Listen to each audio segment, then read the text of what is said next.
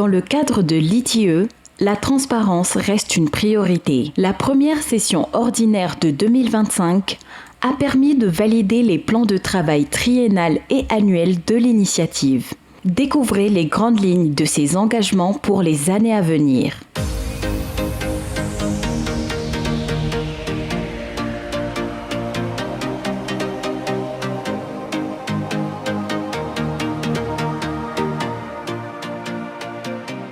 Chers membres du comité de pilotage, mesdames et messieurs, la première session ordinaire de l'année 2025 se tient donc à un moment crucial dans la mise en œuvre de l'ITIE dans notre pays.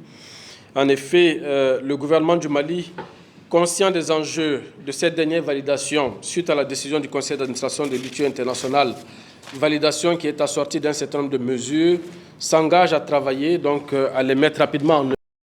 À titre de rappel, je voudrais citer ici ces mesures correctives qui commencent par l'amélioration de la divulgation des licences et contrats miniers.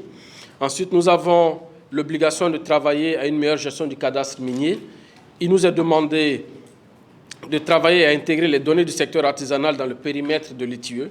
Ensuite, c'est le renouvellement et l'inclusivité du collège de la société civile qui nous est posé comme mesure corrective. Et enfin, la dernière des mesures, c'est l'élaboration d'un plan de travail pluriannuel portant sur des priorités stratégiques. La rencontre d'aujourd'hui avait pour objectif la validation des plans de travail, notamment le plan de travail triennal de l'ITIE 2025-2027 et le plan annuel 2025.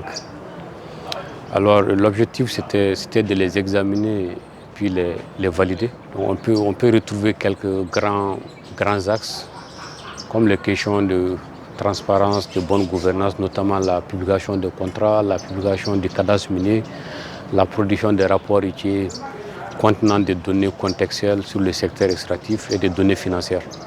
On a pu les valider.